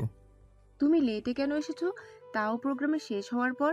ভাবি কত আপসেট জানো তুমি? কিসের অনুষ্ঠান পিউ? ভাবির বার্থডে, ডোন্ট সে। তোমার মনে ছিল না? সমুদ্র ভিন্ন এক প্রতিক্রিয়া দেখায় ও মুখ কালো করে বলে, তোর ভাবির আজ জন্মদিন? আলিয়া পিউ দুজনাই আকাশ থেকে পড়ে। ভাইয়া জানেই না কিছু, মাই গড। পিও রাগান্বিত গলায় বলে, এইসব কি বলো ভাইয়া, মানে তুমি ভাবির বার্থডে জানোই না? Like seriously? সমুদ্র মুখ গোমরা করে সাফাই গায়, আসলে বিয়ের সময় বায়োডাটার ডেট খেয়াল করিনি, আর ফেসবুকেও অ্যাক্টিভ না আমি। ওরও দোষ আছে, আমাকে বলেনি কোনোদিন। আলিয়া বলে, আপা জন্মদিনের কথা কাউকে বলে না, আমরা মনে রাখি সব সময়। পিউ বলে, আমার জামাই যদি এমন করতো আমি শিওর তার মাথা ফাটিয়ে ফেলতাম। তুমি লাকি যে ভাইয়া এখনো তোমার মাথা ফাটায়নি। এত বড় অপরাধ পরেও বউয়ের জন্মদিন মনে রাখে না। সমুদ্র বলে, তাইলে তো বিধবা হবি তুই। এরপরও বিড়বিড় করে বলে, ওর নিশ্চয় অনেক মন খারাপ হয়েছে। পিউ আরো কিছু কথা শোনালো। দুই ভাই বোনের মধ্যে ঝগড়া লেগে গেলে আলিয়া শান্ত করার উদ্দেশ্যে বলে, ভাইয়া গিল্ট তো, এখন ঝগড়া না করে আবার অভিমান ভাঙানোর ট্রাই করি। সমুদ্র চিন্তা করে বলে, তোমরা আমাকে একটু হেল্প করো প্লিজ। পিউ বলে, যারা বউকে প্রায়োরিটি দেয় না, জন্মদিন মনে রাখে না, তাদেরকে আমি হেল্প করি না। আর কত কোটা মারবি, চুপ কর ছোট মরিচ। সমুদ্র বলে, কি করলেও খুশি হবে, এনি আইডিয়া? ভাবিকে নিয়ে লং ড্রাইভে যেতে পারো। আসার পথে খারাপ লাগছিল, এর জন্য প্যারাসিটামল আর একটা নিউ ঘুমের মেডিসিন নিছে। একটু পরে মেডিসিনের রিয়াকশন শুরু হবে, ড্রাইভিং করলে শিওর অ্যাক্সিডেন্ট হবে। পিউ ঝাঁঝালো কণ্ঠে বলে, তোমার সব ভালোতে বাম হাত ঢোকানো লাগবে? থ্যাট, মেডিসিন নিতে কে বলেছে? হ্যাঁ আমি চাই গিয়ে ওকে উইশ করে, দেরি হয়ে যাচ্ছে। যাওয়ার আগে লেফট ওভার কেক থেকে এক পিস কেক সুন্দর করে সাজিয়ে ক্যান্ডেল জ্বালিয়ে ভেতরে ঢুকে সমুদ্র। আয়না তখন আলমারির কাপড় ভাঁজ করছিল। সমুদ্রকে আসতে দেখে ও কিঞ্চিত নড়ে উঠে কাজে ফোকাস করে। সমুদ্রর সামনে দাঁড়িয়ে কেকের প্লেট হাতে ধরে বলে, sorry, I mean happy birthday বৌজান। আয়না হালকা হাসলো, বলে, I mean thank you. Samudra cake টেবিলে রেখে ওকে নিজের কাছে টেনে ওর বুকে কাত হয়ে মাথা রেখে বলল, তুমি আমাকে আগে বলো নিচে। বার্থডে তেমন স্পেশাল কিছু না। সমুদ্র উঠে দাঁড়িয়ে কেক হাতে নিয়ে বলে, হ্যাপি বার্থডে ডিয়ার। আয়না চামচ দিয়ে কেক তুলে সমুদ্র কেক খাওয়াতে চাইলে ও আগে আয়নাকে খাইয়ে দেয়। আয়না খেতে চায় না, জোর করে খাওয়ায় ওকে সমুদ্র। সে বলে, আপনি কেক খান, আমি খেয়েছি আগে। আমি তো এভাবে কেক খাই না। তাহলে কিভাবে খাবেন? অন্য চামচ আনবো? সমুদ্র ওকে টান মেরে এনে নিজের কোলে বসে। আয়না এটার জন্য একদম প্রস্তুত ছিল না, চোখ বড় করে ফেলে ও। এরপর কেকের ক্রিম হাতে নিয়ে আয়নার গালে ঠোঁটে লাগায়। সে শিউরে ওঠে, ভেতর থেকে কেঁপে ওঠে, লজ্জায় চোখ বুজে ফেলে। সমুদ্র বলে, বিয়ের পরও 3 মাস সংসার করেও কেউ এত লজ্জা পায়? আয়না ওর কলার খামচে ধরে বলে, ছাড়ুন। সঙ্গে সঙ্গে সমুদ্র ওর ঠোঁট নিজের দখলে নিয়ে নেয়, কথাবার্তা বলতে দেয় না, একদম থামিয়ে দিল অন্যভাবে। ক্রিম লেগে থাকা ডান হাত দিয়ে আয়নার টসটসে গাল দুটোই স্লাইড করতে লাগে সমুদ্র। 2 মিনিট পর আয়না নিজে থেকেই সরে আসে। সরে আসতে সমুদ্র দ্বিতীয় দফায় আক্রমণ চালায় ওর গালে। ঠোঁটের পাতা দিয়ে গালে লেগে থাকা ক্রিম সাফ করতে থাকে। আয়না ওর সম্পূর্ণ ভার সমুদ্রের উপর ছেড়ে দিলেই ওকে নিয়ে বিছানায় শুয়ে পড়ে। নিজের প্রশস্ত ছাতিতে জায়গা হলো আয়নার, ঠেসে ধরে একদম ওকে আটকে নেয়। চোখের পাতায় ঠোঁট ছুঁয়ে দেয়, হাতে হাত রেখে আয়নাকে বিছানায় শুইয়ে ফেলে। এর ওর উপর উঠে আবেশে কেবল গলায় মুখ ডুবিয়েছে। এমন সময় দরজায় ঠকঠক আওয়াজ পড়ে। সমুদ্র এক প্রকার রেগে যায়, বলে ওঠে, বিয়ের পর কোন এককালে ম্যারিড কাপলের রুমে ঢুকে মানুষ প্রাইভেসি দেয় না কোনো? আপনার এত প্রাইভেসির দরকার কি জন্য? রুমের সামনে ডো নট ডিস্টার্ব লাগিয়ে রাখবো। আয়না ওকে ধাক্কাধাক্কি করে ফেলে দিয়ে উঠে দাঁড়িয়ে গাল পরিষ্কার করতে করতে বলে, আমাকে পেয়েছেন কি আপনি? ক্রিম লাগিয়ে একদম যা তা অবস্থা, সবার সামনে কিভাবে যাই আমি? সমুদ্র হাই তুলে নিয়ে বলে, তোমাকে কে নরম অংশ পাইছে, এর জন্য ক্রিম লাগিয়ে ডেকোরেশন করছিলাম। তুমি আমার ভ্যানিলা কেক। সমুদ্রের বুকে একটা কিল মেরেও দরজা খুলে দেয়। দরজায় মিসেস রোদেলা দাঁড়িয়ে, উনি বলে, তোরা কি খাওয়া দাওয়া ছেড়ে আমাকে জ্বালিয়ে শেষ করতে চাচ্ছিস? আয়না সমুদ্রকে উদ্দেশ্য করে বলে, আসুন খেয়ে নিন। সমুদ্র বলে, আমি খেয়ে এসেছি তো, আমি খাবো না। আয়না একটু মন খারাপ করে বলে, মামুনি, তুমি ময়নার মাকে সব খাবার ফ্রিজে তুলে রাখতে বলো। মিসেস রোদেলা বলে ওঠে, তোরা দুজন না খেলে খাবার ঢুকিয়ে রাখি কিভাবে? আয়ও দুপুরেও ঠিকঠাক খায়নি, এত রাত হতে চললো, ও এখনো খায়নি। সমুদ্র রাগি চোখে তাকিয়ে বলে, কি তুমি খাওনি? কেন খাওনি? এক্ষুনি আসো, আমার সামনে বসে খাবে। সে আয়নাকে এক প্রকার টেনে ডাইনিং রুমে নিয়ে যায়। মিসেস রোদেলা দাঁড়িয়ে থেকে ছেলের কাণ্ড দেখে মুচকি হাসে কেবল। তখনও ফাহাদ সাহেব চলে যায়নি, ইশরাকের সঙ্গে গল্পে মেজেছে। আয়নাকে বসিয়ে সমুদ্র এক প্লেট বিরিয়ানি আর রোস্ট তুলে দেয়। এরপর বলে, খাও। খেতে মন চাইছে না। সমুদ্র কথা বাড়ায় না, নিজেই বিরিয়ানি মাখিয়ে আয়নার মুখে তুলে দেয়। ও চোখ বড় বড় করে তাকিয়ে বলে, আশেপাশে বড়রা আছে না, এসব কি করছেন? দুপুর থেকে তুমি খাওনি, সেটা ফ্যাক্ট না। ফ্যাক্ট হলে কেউ দেখে ফেলবে, চুপচাপ খাও। আয়না ভদ্র বাচ্চার মতো খাবার মুখে তুলে নেয়। সমুদ্র বলে, পুরো প্লেট শেষ করবা। পাগল আপনি, আমি এমনি অল্প খাই। সমুদ্র রাগী গলায় বলে, সব শেষ করতে হবে। পরের লোকমা খাওয়াতে গেলে আয়না ওর হাতের আঙ্গুলে কামড় বসায়। সমুদ্র ব্যথা চেপে সহ্য করে বলে, বাবা, সবার সামনে খাইয়ে দিচ্ছে, তাতে কত বাধা। আর এখন যে সবার সামনে লাভ বাইট দিলেন, তার বেলায় কি? আয়না লজ্জায় মুখ অন্যদিকে ঘুরিয়ে নেয়। সমুদ্র থুতনিতে হাত রেখে এদিকে ঘুরিয়ে খাইয়ে দেয়। ফাহাদ সাহেব বিদায় নিলেন সবার সঙ্গে। আলিয়া আয়নাকে জড়িয়ে ধরে বিদায় নিল। যাওয়ার আগ মুহূর্তে ফাহাদ সাহেব মেয়ের মাথায় হাত রেখে বলে, অনেক সুখী হও আমার মা। এরপরে সমুদ্রের হাতে আয়নার হাত তুলে নিয়ে কণ্ঠে কোমলতা এনে বলে, তোমরা দুজন এখন সবচেয়ে বেশি আপন একে অপরের, সব সময় একসাথে থেকো। আয়নার বাড়ির লোকরা যাওয়ার পর সমুদ্র ঘোষণা দিল ও আয়নার জন্য নিজ হাতে কেক বানাবে। রোদেলা বলে, তোদের যা ইচ্ছে কর, আমি গেলাম ঘুমাতে। পিও চলে যায় নিজের রুমে। ডাইনিং রুমে কেবল আয়না আর সমুদ্র রয়ে যায়। আয়না প্রশ্ন করে, জীবনে কোনোদিন রান্নাঘরে গিয়েছেন? আজ যাবো। সমুদ্র রান্নাঘরে ঢুকে ইউটিউবে কেক বানানো দেখলো। যা যা বলছিল ইউটিউবে ওইসব সামগ্রী জোগাড় করতে হিমশিম খায় উনি। ওনার কাণ্ড দেখে আয়নার এত হাসি পাচ্ছিল। বেচারা আটা আর ময়দা চেনে না, ভুলে আটা নিতে ধরছিল। কত কিউট লাগছিল ওনাকে দেখতে যখন ময়দা ভেবে আটা নাড়ছিল। আয়না আটকিয়ে বলে, আরে আটা নিচ্ছেন যে, ময়দা নেন। সমুদ্র আবার ময়দা চেনে না, ওকে ময়দার ডিব্বা বের করে দেয়। ময়দা বাটিতে ঢালতে গিয়ে সমুদ্রের চোখে মুখে ময়দা ছিটকে পড়ে। পুরো নাজেহাল অবস্থা ওর। টি শার্ট আর চুল সাদা হয়ে গেছে। আয়না এবারে হাসি আটকাতে পারে না। ওর সব অভিমান কোথায় জানি অজানা ঠিকানায় হারিয়ে যায়। সে ফিক করে হেসে ফেলে। সমুদ্র নড়াচড়া দিয়ে গা থেকে ময়দা সরায়। আয়নার হাসির শব্দে থমকে দাঁড়ায় ও এরপর বলে, হাসছো কেন? আপনাকে একদম সাদা বাঁদরের মতো লাগছে, হোয়াইট মানকি। সমুদ্র ময়দা চুল থেকে ঝাড়তে ঝাড়তে বলে, তোমাকে তাহলে একটু সাদা বান্ধবী বানাই। কথাটার মানে বোধগম্য হতে আয়না রান্নাঘর ছেড়ে পালায়। সমুদ্র ওর পিছে ময়দা নিয়ে ছুটে আর বলে, থামো বলছি। পাগল আপনি, আপনি বরং থামুন প্লিজ। সমুদ্র ওকে নিয়ে ড্রয়িং রুমে ধরে ফেলে একদম বড় সোফায় বসে। এরপর অর্ধশোয়া করে নিজে ওর দিকে ঝুঁকে এসে বলে, সুন্দরী, আপনার পালানোর সব পথ বন্ধ। এরপর হাতের মুঠো করে রাখা ময়দা ওর চুলে লাগিয়ে দেয়। আয়না চোখ বন্ধ করে খিটমিট করে বলে, আমার শ্যাম্পু করা চুলগুলো নষ্ট করলেন। উফ।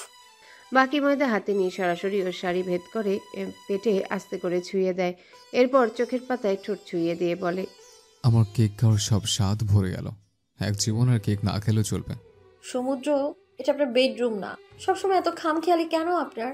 সমুদ্র খুব সংক্ষেপে বলে, কে বা আসবে এখন? আয়নার গলার ঠিক বাম পাশে ছোট্ট একটা তিল আছে, সেখানটায় হাত বুলায় সমুদ্র। এরপর নিজের গালে লেগে থাকা ময়দা আয়নার গালে ঘষে। সময় কোন দিক দিয়ে যাচ্ছে কেউ টের পায় না, কেবল দুজনের হার্টবিটের শব্দ শোনা যাচ্ছিল। দুনিয়া থেকে বিচ্ছিন্ন হয়ে যায়। ঠিক গলা বরাবর ওর প্রিয় তিলটায় চুমু খেতে ধরলে ড্রয়িং ডাইনিং রুমের মাঝ বরাবর শব্দ ভেসে আসে। ভাইয়া আমি কিচ্ছু দেখিনি। সমুদ্র তড়িঘড়ি করে উঠে দাঁড়িয়ে লজ্জায় বোনের দিকে তাকাতে পারে না, মিনমিনে গলায় বলে, কি বা দেখবি? মানে কিছু করলে তো দেখবি। সেটাই ভাইয়া, তুমি যেভাবে কি কি কি কিস দিচ্ছে ওটা আমি একদমই দেখিনি। সমুদ্র রেগে মেগে বোনকে মারার জন্য তেরে এসে বলে, যা ভাগ। কিন্তু সরে গিয়ে পিউ বলে, কালকে ফ্রেন্ডদের সাথে হ্যাং আউটে যাবো, 2000 টাকা দাও। আয়না দুই ভাই বোনের কাণ্ডে তার চোখ বনে যায়। সে চোখ গরম করে সমুদ্রের দিকে তাকিয়ে থাকে। সমুদ্র টাকা বের করে পিউকে দিয়ে বলে, ভাগ, নাহলে আমার চেয়ে খারাপ কেউ হবে না। টাকা নিয়ে পিউ চলে যায়। এরপর আয়না ওকে একদম কাছে ঘেঁষতে দিল না। কেক বানানোর সময় কোনো রকম দুষ্টুমি করেনি সমুদ্র। ওভেন থেকে বের করেও কেকটা আয়নার সামনে ধরে। Happy birthday wife. তখন 11:56 বাজছিল ঘড়িতে। কেক কেটে আয়না মুখে নিলে ওটা এত পরিমাণ শক্ত যে চাবানো যাচ্ছিল না। সমুদ্র আশায় বুক বেঁধে জিজ্ঞাসা করলো, জীবনের প্রথম কেক বানালাম, কেমন হয়েছে? মজা। আয়নার হাতে থাকা বাকি অংশ সমুদ্র কামড় দেয়। সে সময় সে ইচ্ছে করে আয়নার আঙ্গুলে আস্তে কামড় বসায়। কেক মুখে নিয়ে ও ফেলে দিয়ে বলে, এত বাজে? কিভাবে শক্ত পোড়া তিতা কেক খেয়ে মজা বলো? এখনই ডাস্টবিনে ফেলে দেব। আয়না হেসে বলে, ইটের মতো শক্ত, কিন্তু তাও আমার জন্য অনেক বেশি স্পেশাল। সমুদ্র হেসে ওকে কোলে তুলে নিয়ে রুমে পা বাড়ায়। এরপর দুজনে ফ্রেশ হয়ে ময়দা সরায় গা থেকে। সমুদ্র দুঃখী দুঃখী মুখ করে বলে, কিছু করলাম না, তার আগে ফ্রেশ হতে হচ্ছে। কয়লায় বাঁধা কপাল আমার। আয়না তখন চুল মুছছিল। সমুদ্র ওর দিকে এগিয়ে গিয়ে টাওয়েল টেনে নিয়ে ফেলে দিল। এরপর গোসল করা ভেজা চুলে মুখ ডুবিয়ে কিছুক্ষণ ওর চুলের ঘ্রাণ নিয়ে পেছন থেকে জড়িয়ে নিয়ে সমুদ্র বলে, বলো আয়না, কি উপহার নেবে? আয়না দুদণ্ড ভেবে নিজেকে প্রস্তুত করে লজ্জায় নুয়ে পড়লেও ঘুরে দাঁড়িয়ে ওর কানের কাছে মুখ নিয়ে ফিসফিস করে বলে, I want to become the mother of your kids. সমুদ্র চকিতে উঠে বলে, 1 বছর হলো না, এর আগে? কেন? আপনার বেবি পছন্দ না? না, মনে এখন আমি প্রস্তুত নই। ক্যারিয়ার গোছানো বাকি, এর মধ্যে দুদিক ম্যানেজ করা সম্ভব না। তাছাড়া মাত্র বিয়ে হলো, এই কোন এসব নিয়ে ভাবতে চাইছি না। Moreover I don't like kids, it's true. বাচ্চারা প্রচুর অ্যানোয়িং হয়। I don't like kids, it's true. সারাটা রাত এই একটা কথায় ঘুরপাক খেতে লাগে আয়নার মস্তিষ্কে। ওর রাতে ঘুম হয় না, কেন জানি চোখ গড়িয়ে ফোটায় ফোটায় পানি গড়াতে থাকে খানিক বাদে। তবে সমুদ্র ওপাশে ফিরে আরামের ঘুম ঘুমাচ্ছিল। নিস্তব্ধ রজনীতে নিজেকে বড় অসহায় লাগে। জীবনের সমীকরণ মেলাতে গিয়ে কোথায় জানি আটকা পড়ে। কোথাকার কোন সুতোর টান যেন আলগা, সে হিসাব মেলাতে পারে না। ফলাফল একটা নির্ঘুম রাত কাটিয়ে দিল। সকালের দিকে চোখ বুজে আসলে সমুদ্র নড়চড় আওয়াজ কানে আসে। একটু পর নিজের চুলে কারো হাতের স্পর্শ পায়। সে চোখ বন্ধ করেই রাখে। ও বুঝি মিনিট পাঁচেক চুলে হাত বোলায়। আয়নার আরাম লাগে, বিষাদের তেতোস্বাদ একটু কমে। এরপর উনি উঠে চলে যান। সঙ্গে সঙ্গে আয়নাও উঠে বসলো, চোখ ফোলা তার। সমুদ্র ওয়াশরুম থেকে বের হতে দৃষ্টি নিবদ্ধ হলো আয়নার উপর। আয়নাকে দেখে সে বলে, আজ এত দ্রুত উঠে গেলেছে? আয়না উত্তর দিল না, তবে নিজের মনের খারাপ লাগাও বুঝতে দেয় না। ও উঠে রান্নাঘরের দিকে যেতে থাকে। সমুদ্র অনেক সকালে ব্রেকফাস্ট করে। ময়নার মা এত আগে আসে না। ওর জন্য প্রোটিন শেক বানিয়ে রুমে ফিরলে সমুদ্রর হাত ধরে টেনে নিজের কাছে বসিয়ে নিয়ে বলে, কি হচ্ছে তোমার? মুখে আমার ফোলা কেন? রাতে ঘুম হয়নি? আয়না সংক্ষেপে বলে, কিছু না। ও জানে সমুদ্রকে নিজের মন্দ লাগা বলে লাভ নেই, উল্টা নানান যুক্তি দিবে। ওর যুক্তি না যত্ন চায়। মেয়েরা যতই বিজ্ঞানী কিংবা প্রকৌশলী হোক না কেন, তাও যুক্তির চেয়ে মন ভোলানো আদুরে যত্ন আর কথা পছন্দ করে। ছোট্ট করে বলে, মাথা ব্যথা ছিল। সমুদ্র শার্ট পরতে পরতে বলে, না পা খেতে পারো। শোনো, সন্ধ্যায় একটা পার্টি আছে, আমি 6টায় এসে তোমাকে নিয়ে যাব। আমার যাওয়া কি খুব দরকার? মিস্টার অ্যান্ড মিসেস ইনভাইটেশন, আমাদের প্রজেক্টের সাকসেস পার্টি। আমার ক্লাস আছে, ক্লান্ত হয়ে যাব তো। আজকে তো বৃহস্পতিবার, তোমার ক্লাস 3টায় শেষ, জলদি বাসা ফিরবে। কুইজ আছে কোনো? না।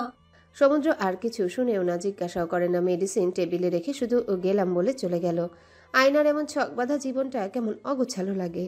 না পারে কারোর সাথে শেয়ার করতে, আর না পারে মন খুলে নিজের খারাপ লাগাগুলো বলতে। সমুদ্রের সময় হয় না ওর সাথে বসে সারা বিকেল কথা বলার। আয়নার একাকী লাগে ভারী।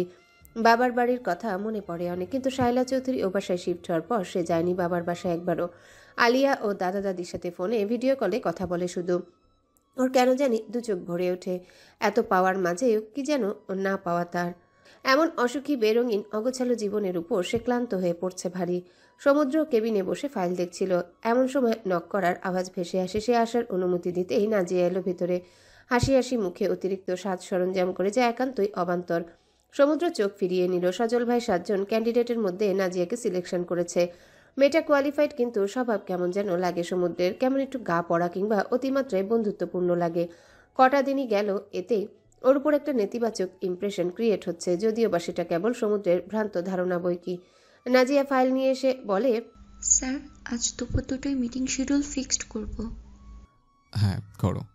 নাজিয়া ফাইল নিয়ে তার সামনে ঝুঁকে দাঁড়াতেই ওর ফিমেল শার্টের 3টা বোতাম খোলা থাকায় কিছু অস্বস্তিকর অপ্রীতিকর পরিস্থিতিতে পড়ে সমুদ্র। সে দ্রুত সাইন করে বলে, আচ্ছা এখন যান। স্যার একটা হেল্প লাগতো। কি? আমাকে এখনো পিকআপ সেটেলের জন্য ব্যবস্থা করে দেয়নি, আজকে একটু ড্রপ করা যাবে? সমুদ্র একবার ভাবলো হেল্প করবে না, না বলে দিবে। পরবর্তীতে বলে ওঠে, আমি 5টায় বের হব, আপনি তখন আমার অফিসের গাড়িতে উঠে পড়বেন। Thanks sir. নাজিয়া চলে যায়। তবে ওর কড়া পারফিউমের সুঘ্রাণ কেবিনে রয়ে যায়।